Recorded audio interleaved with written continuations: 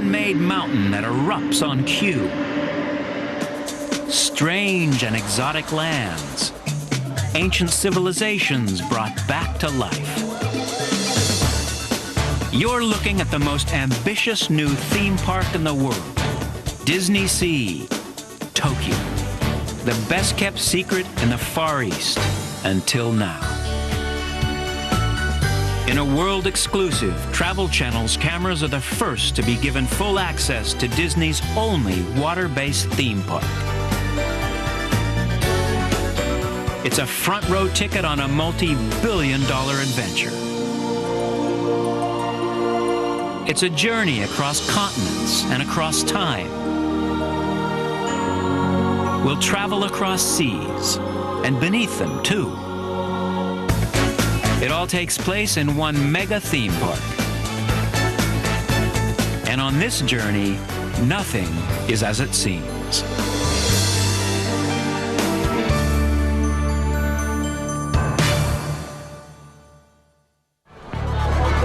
Walt Disney once said, "Disneyland will never be complete as long as there is imagination left in the world."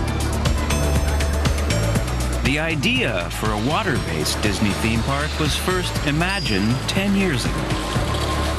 We decided to build Tokyo DisneySea because Tokyo Disneyland has done so well over the years. It's been open 18 years and it's been very successful. Attendance keeps ramping up. The demand now is greater than the one park would hold. And so for some years we've been trying to decide what should that second theme park be, and we ended up deciding on this one.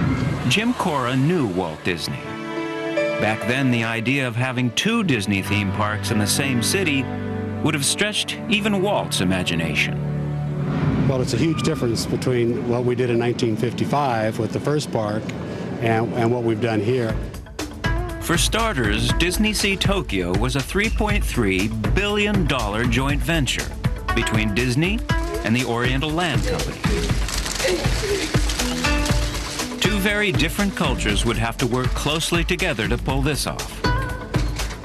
In 1998, Disney chairman Michael Eisner flew to Tokyo for the groundbreaking ceremony. The Japanese revere their ancient traditions, and this was one of them. It is a pleasure to be back in Japan. I'd like to thank Kagami-san for inviting me to Tokyo DisneySea groundbreaking. Disney is very excited about the new Tokyo DisneySea theme park project. If there's one thing Japan and the United States are good at, it's building big things. Formalities over, construction commenced. Before long, an entire mini-city started to appear on the shores of Tokyo Bay. When you consider design took us about 4 years and construction took us about 3.5, so it's 7.5 to 8 years to do something as complicated as this park. This theme park is probably the most complicated of any of the Disney parks. In fact, any theme park in the world, I would venture to say, because of the extraordinary detail that we put in this park. So it was a huge effort. It took thousands and thousands of people, designers, engineers, construction people from both Japan and the American side. Then on September 4th, 2001, DisneySea Tokyo opened its gates for the first time. The Japanese public was introduced to 7 separate water-themed worlds. Mediterranean Harbor, American waterfront, Port Discovery, Lost River Delta, Arabian Coast, Mysterious Island, and Mermaid Lagoon. All these theme ports of call are linked by a man-made sea, the largest treated body of water at any Disney park. 40 million gallons stretching over 25 acres. But there's more to this little sea than meets the eye. The secret is you could actually walk across it. The water is only waist deep. You can't see what lies beneath because the sea is dyed brown.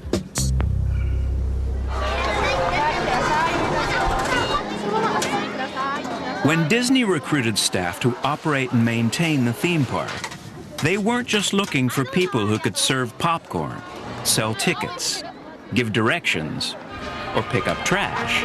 They were looking for people who could perform in those jobs. It's not just a company line. Take this guy, for example. He's a street sweeper with a special talent.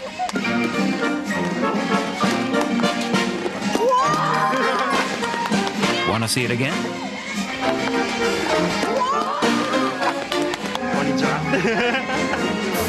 It's the same everywhere you look at DisneySea Tokyo.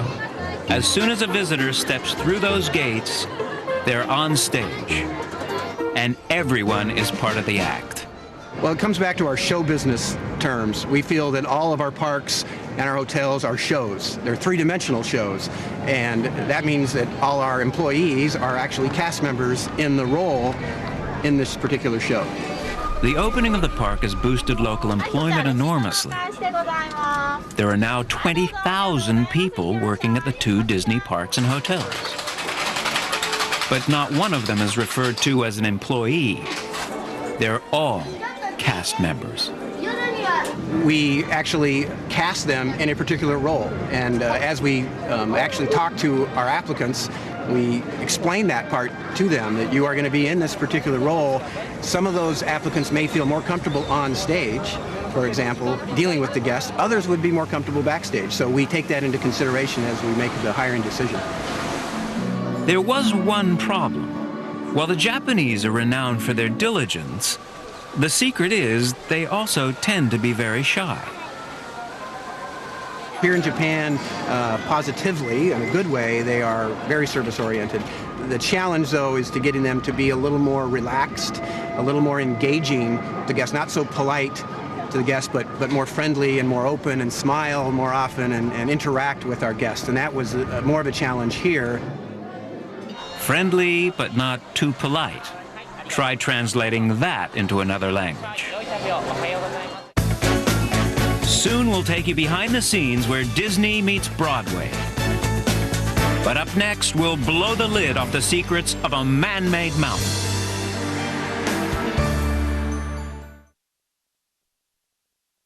DisneySea, the world's first water-based Disney park, has changed the landscape of Tokyo Bay.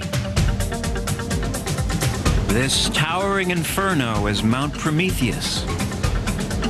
Once a legend on Jules Verne's mysterious island and 20,000 leagues under the sea, it is now very much alive and active. If you were thinking this is all achieved with chicken wire and plaster of Paris, listen to this. The secret is you're looking at the largest man-made rock structure ever built by Disney. We're talking about rock, 750,000 square feet of it. More than 2,000 pieces of rubble piled 160 feet high. And under the hood, there's a lot of firepower.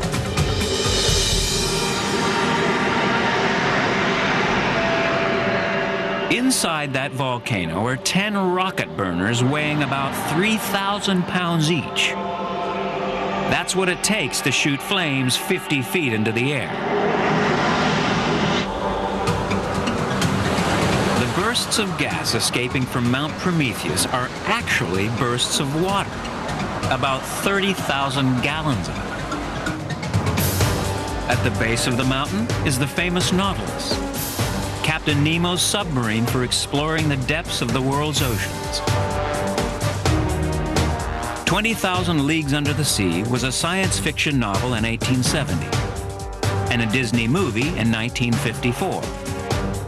Now, in a new millennium, 20,000 Leagues Under the Sea has taken on a new dimension.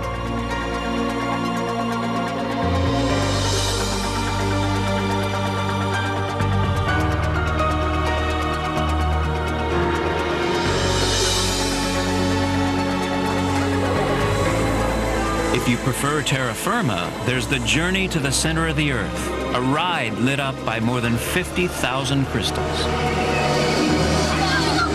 It actually burrows right through the volcano, then crashes to the surface at 70 feet per bone-shuddering second.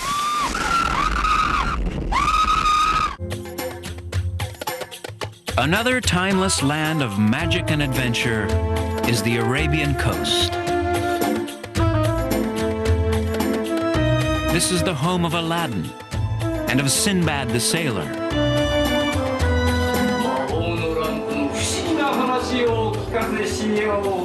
The Magic Lamp Theater is the first Disney show to mix live theater with a 3D film.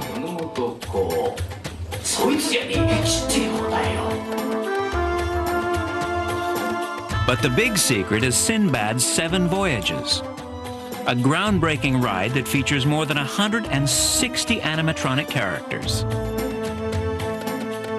That's more than any single Disney attraction.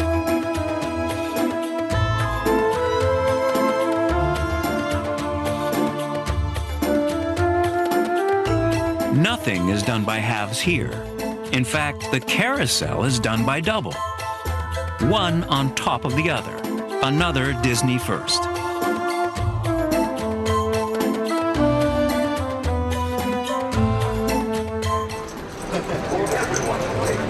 Believe it or not, even the family pet does not miss out on a day at DisneySea. This is the Pet Club, a babysitting center for Fluffy here.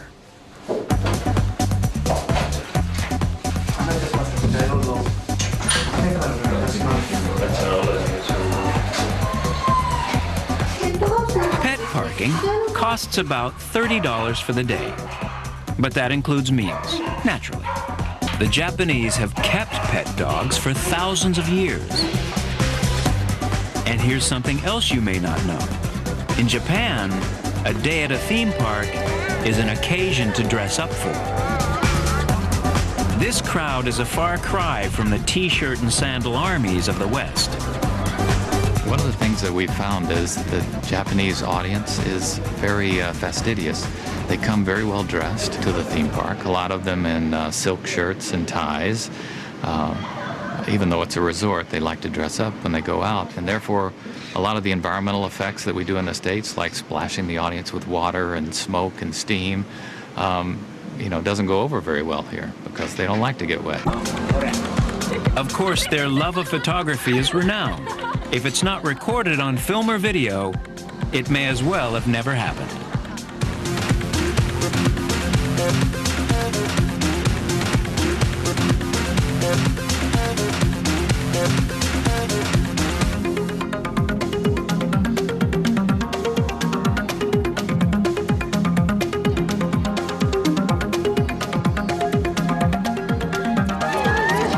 But there's another thing.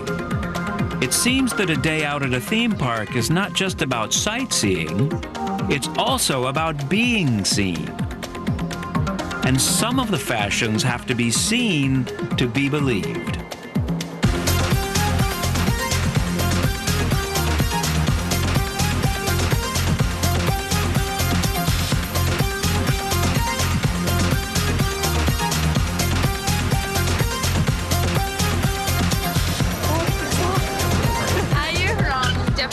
Here's the latest wear-out accessory.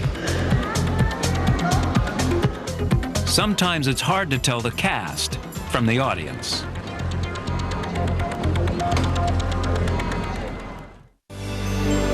Next, the romance capital of the world comes to DisneySea. And now, more Travel Channel secrets. Don't tell the kids, but the biggest secret about DisneySea Tokyo is that it's really designed for adults. This is the latest in the evolution of the theme park. A day at the park used to just be about cute characters, fun rides, and fast food. Great for the kids, but hard work for the parents. But with DisneySea, there's no age limit on escapism. And it all starts with Mediterranean Harbor. We wanted the Italian theme at the entrance. And the Japanese visitor, when they come to our parks, really feel they're not in Japan anymore, and it's got to be an escape. Mediterranean Harbor is a living replica of Portofino Harbor in Italy. The same size, the same shape. The illusion is almost perfect. This is the DisneySea fishing village of Porto Paradiso. The buildings are a near mirror image of some of Italy's most famous establishments. This one, for example, is a replica of the fish market on the Grand Canal in Venice. It's important to put as much authenticity into the detail as we possibly could. Even the trees have been cut to resemble the trees you'd find in the real Portofino. But here's a secret. Those trees are really Japanese oak. No need to shut your eyes and imagine you're in Italy. Just look around. It's everywhere. Italian artisans worked with us very carefully. We chose various regions in Italy in which to portray here in the park. The gondolas glide along the Palazzo canals using manpower, of course. That guy with the pole is not just there for show. In fact, this is the only ride at any Disney park that doesn't run on machines or computers.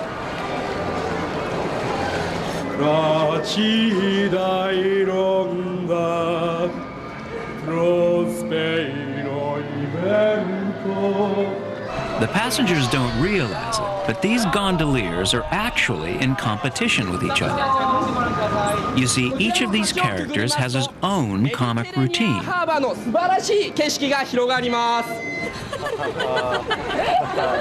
And the honors go to the gondolier who can get the most laughs from their captive audience.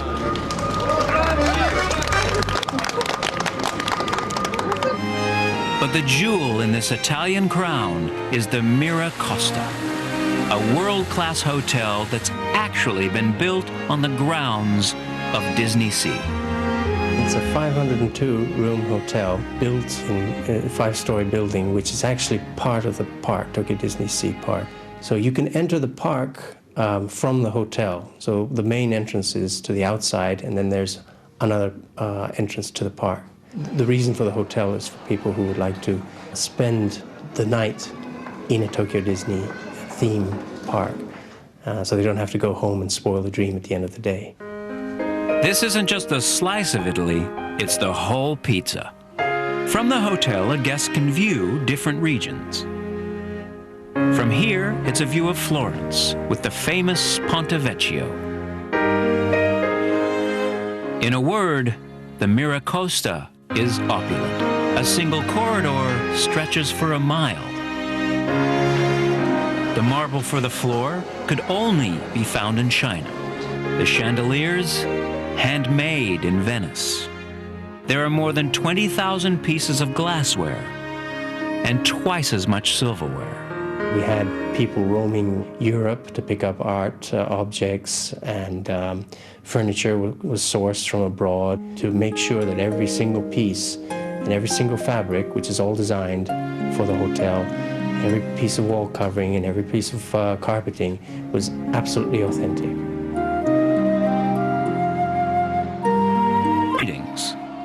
These are not copies. There are more than 2,000 original works of art at the hotel, framed by hand and gilded by Italian artists. And there's a secret hidden in the paintings themselves. Look closely. Now look closer still. This is a gallery like no other in the world.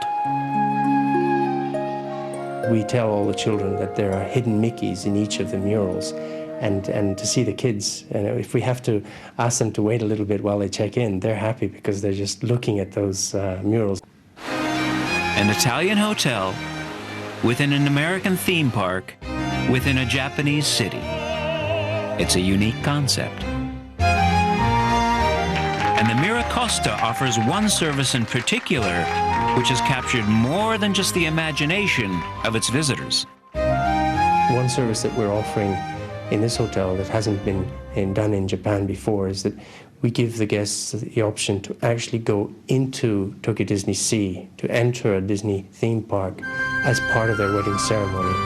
So what we do is we take them out of the chapel, which is in the hotel, into the park, walk through the Mediterranean harbor to the Venice area, and put them on a gondola, which has been decorated in the wedding style, and they sip champagne as they get serenaded and taken in the gondola ride around the Venice area. Which has been a lot of enthusiastic response to that. The hotel can hold up to 30 weddings a week. It might not be to everyone's tastes, but a fancy dress wedding in the presence of Disney characters, followed by a Mediterranean-styled honeymoon, well, that's one-stop shopping at its Japanese best. After the break, we're off to Broadway, Disney style. And now, more Travel Channel secrets. DisneySea Tokyo features some of the most exciting and technically sophisticated rides in the world. But of all the attractions at DisneySea, the most popular one may well be at the end of this line. The wait is never less than an hour, and sometimes more than 2. But for every person in this line, the waiting merely builds up the anticipation of this.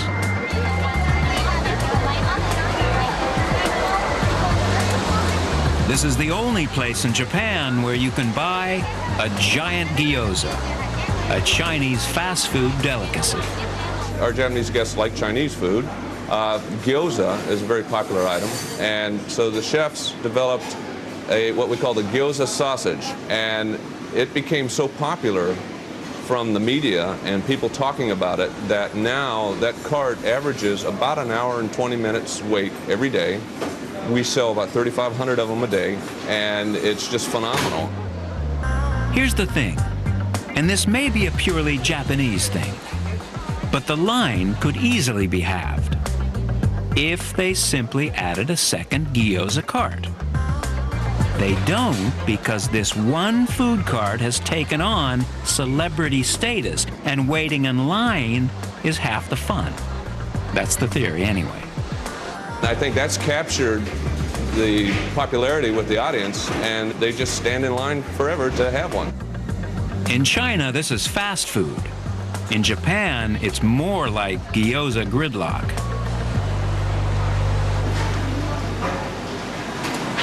With upwards of 50,000 people to feed each day, DisneySea's head chef has one of the most high-pressured jobs at the park. Behind the scenes, this is where the action is.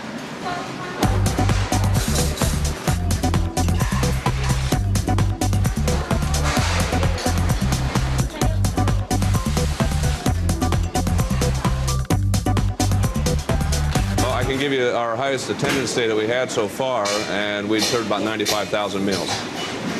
Some of the biggest challenges that we've had is trying to please the Japanese guests with a Western-style product.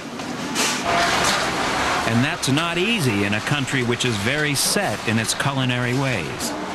And you know, you're in Japan, and take into consideration that 98% of the guests here, the demographics are Japanese. You know, really had to educate myself to, you know, the tastes and likes of Japanese. So I did a lot of restaurant research and stuff here just to, you know, to understand what their palates were. Rule number 1, serve everything with rice. It's a cultural cliche, but it's true.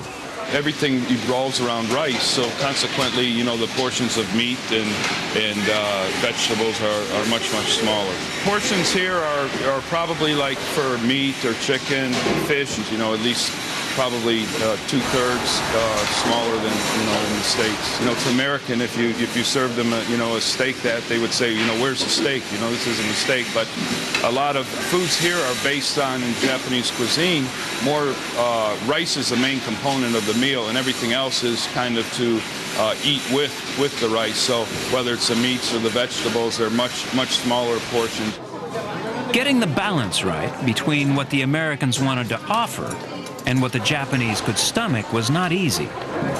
It was a cross-cultural culinary clash, and Edwin Wronski admits there was some argument.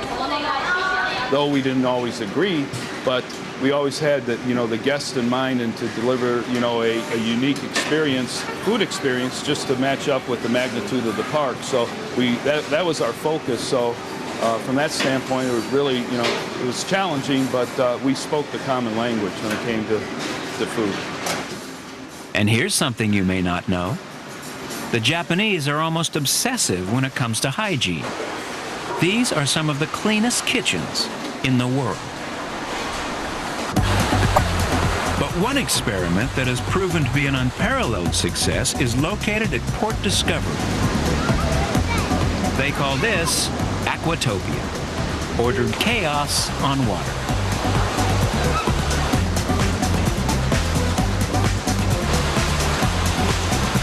Now have a closer look at this ride. No tram lines overhead. And there's nothing under the water to guide these twirling dervishes either. It is invisible. Each of the watercraft is guided by laser.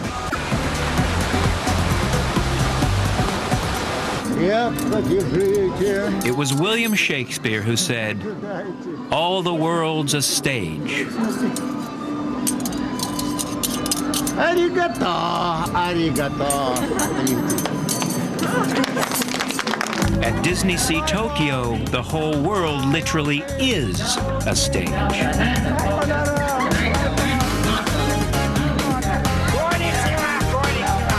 There are performers everywhere. We invigorate and enliven the architecture itself around the park by having atmosphere performers that are very indigenous to each of the areas around the park. So we populate it with performers. And it's a truly international ensemble. These street performers come from America, Canada, Russia, the Middle East, and, of course, Japan. The park is populated by more than 200 performers recruited from all points of the globe. どうもこんにちは皆さん。こちらにいらっしゃる方はですね、このポルトパラディーソの市長のメイヤです。どうぞよろしくお願いします。See, for those of you who did not know what he said, I am the mayor of Porto Paradiso, here in Mediterranean Harbor. Show everybody, bye-bye, yeah? Very good. Very few of these overseas performers speak any Japanese. But there's a secret to keeping this crowd happy.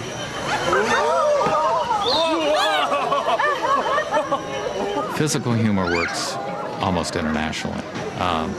You can't be dialogue dependent on your humor. It almost has to be slapstick.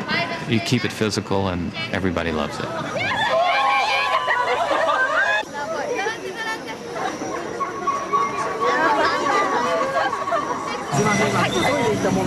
The staff at DisneySea Tokyo don't wear uniforms, they wear costumes. It's in keeping with the Disney spirit. You're not an employee, you're in the cast.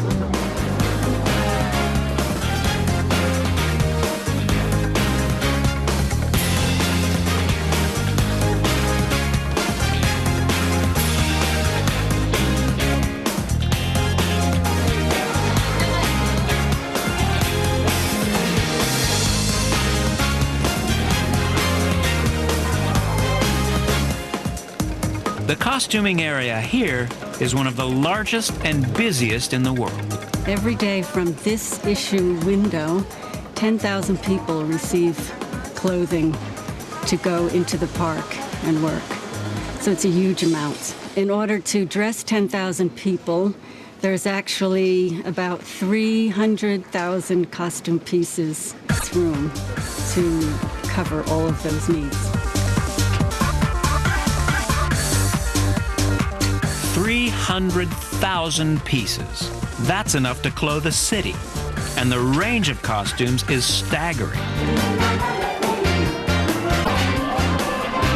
All manner of being is clothed here. We do a lot of research, quite thoroughly. We want to be as accurate as possible. We want it to have as much the feeling of that environment as if you were really traveling in that time and place.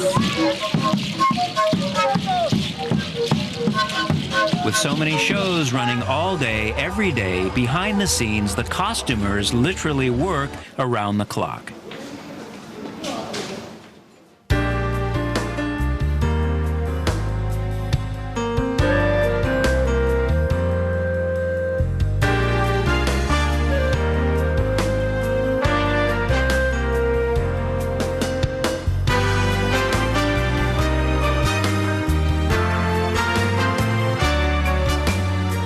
Broadway Manhattan has long been regarded as the theater capital of the United States, if not the world. There are about 35 theaters on Broadway, but this is not one of them. DisneySea Tokyo has its own Broadway-style theater that's even bigger and better than the real thing. Well, it's much better than a Broadway theater. You have to realize a lot of the old classic Broadway theaters were built in the 20s and 30s, and they're great classic old houses. But this is fashioned after a classic Broadway theater, but with all the new technology built in. DisneySea's Broadway Music Theater seats 1,500, and the show is a song and dance tribute to the 20th century's most popular Broadway hits. Good. Let's take it from the top, make it crisp and clean. Where's my spot? Not on me, on 1, 2, 3, 4, 5, 7, 8. Oh, the audience is totally different, you know. I'm sure they're not used to a show like this. It's definitely an American-style show.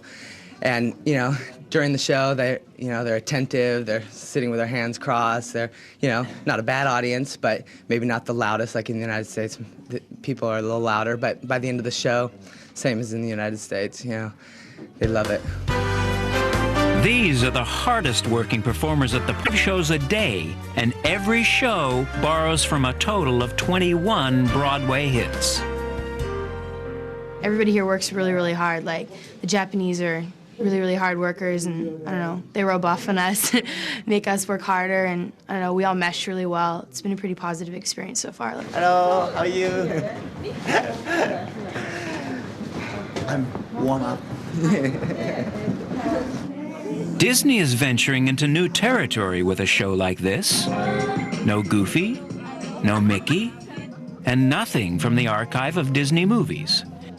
It was a multi-million-dollar risk. Well, the Japanese audience is different. You're playing to a different group of people who've grown up with a different perspective than we've had from the Western perspective. So we have to understand that. We have to know what they know and what they don't know. This show at the Broadway Theater, for example, there's a lot of songs and tunes in there that we've heard 1,000 times, and gosh, do we have to do that again? Well, guess what? Over here, it's totally different. They haven't heard it 1,000,000 times. It's still wonderful to them, and so we do all those classic songs.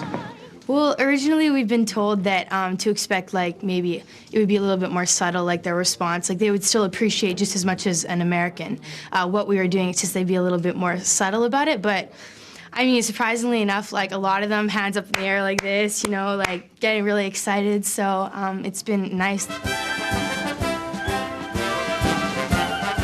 While many in this audience will never have the opportunity of seeing a real live Broadway show on Broadway, this is quite authentic. Although 1 or 2 allowances had to be made for the Japanese. Other things that we've discovered is that they like to be prepared for any large explosions or special effects. So in the announcements up front, we explain to them those type of effects so that they're not surprised when they happen. As for the theater itself, it's state-of-the-art. $1 million lighting rig, $1 million sound system. Even the fixtures are world-class. See how the lobby floor looks like it's paved in marble? That's because it is. We accomplish what we set out to, and that's to transport this audience to a different place.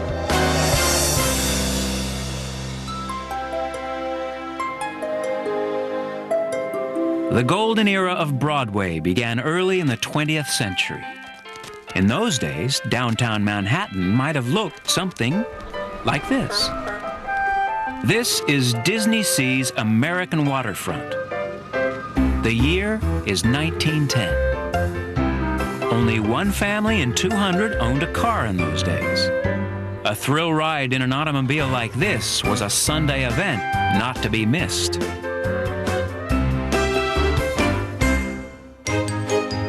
Overhead, the trolley train ferries people to and from the docks.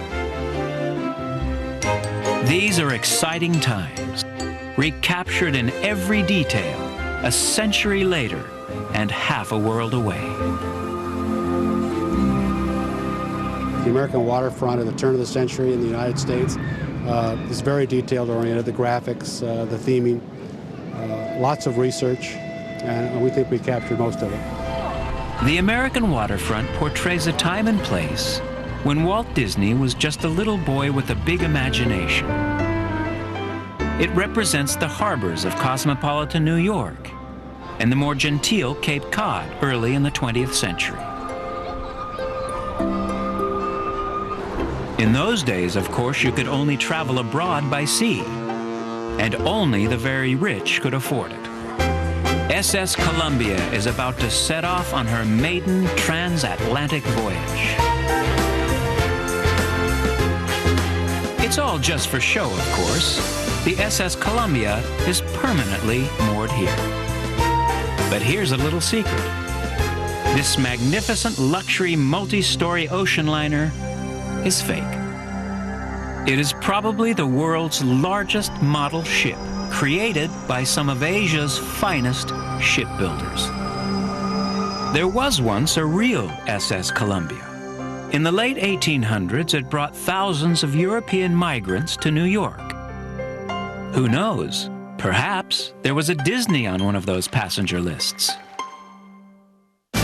Next, we'll unveil the underwater ballet where no one gets wet. Stand by for The Little Mermaid. And now, more Travel Channel secrets. Disney's first ever water-based theme park would not be complete without this little character. The Little Mermaid holds a special place in Disney history. Made in 1989, it was the last animated Disney feature painted entirely by hand. It's an enduring classic, brought back to life at DisneySea Tokyo. This is Mermaid Lagoon.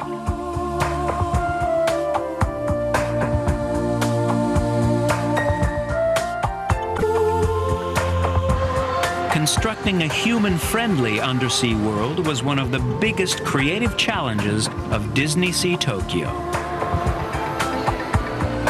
It's big enough to fit Dodger Stadium's baseball field, and it is full of secrets awaiting discovery.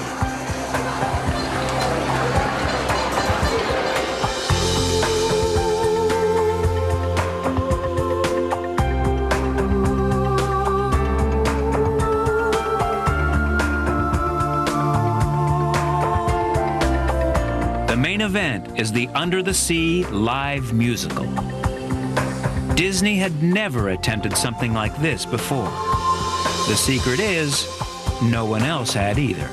It's a one-of-a-kind experience, never been done before. We actually had to invent the flying system that makes the audience appear that they're watching the show from under the sea.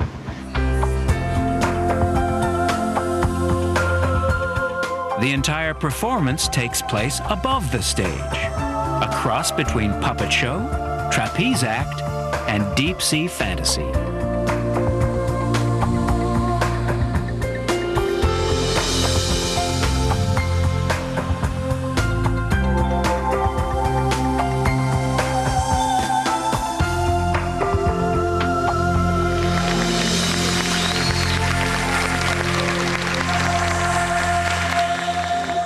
Just outside, it's standing room only, unless you can find a pair of shoulders handy enough to sit on.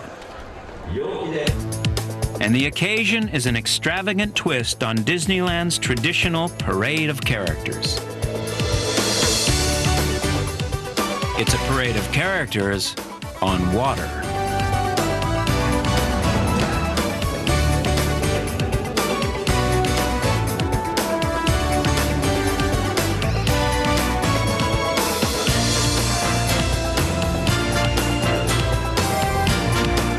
Porto Paradiso Water Carnival is staged with all the pomp and ceremony of an annual regatta. Only this happens every day. You may recognize the characters, but don't try to follow the plot. This is pure spectacle. Mickey Mouse is, of course, the bilingual master of ceremonies.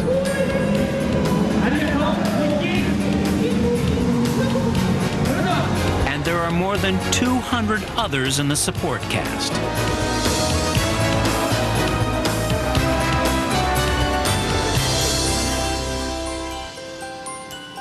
Into the night, and Mickey's whipped up a quick costume change.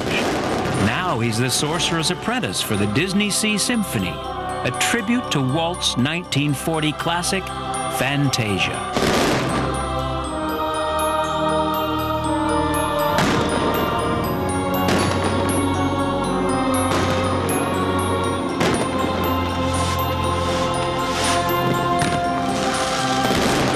There's no such thing as over the top at DisneySea Tokyo. It's just a continuation of Japan's fascination with all things Disney. They love Disney. They've always had a love affair with Disney. This is a great escape, not only for the Japanese audiences, for anybody. It's getting away from the real world and the troubles of the real world. I like to think that this is real and outside is fantasy. Legend has it that Walt Disney had a secret apartment overlooking the main street of the first Disneyland. From his room, he loved to keep watch over the thousands of families who came to visit.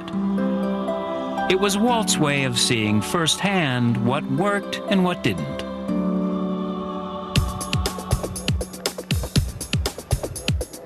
In Tokyo, the new custodian of Disney is the Oriental Land Company. The rumor is that there's a secret apartment hidden in one of these buildings. A place where Japanese executives and Imagineers can continue the Walt Disney tradition. Secret or legend? Let your imagination decide. I think Walt would be absolutely amazed at how far we've come. Plans have already been drawn up for the next chapters in the Disney storybook. Later this year, Disneyland Paris will have a sister theme park, Walt Disney Studios. Then, in 2006, Hong Kong will join the global Disney family. So just imagine what...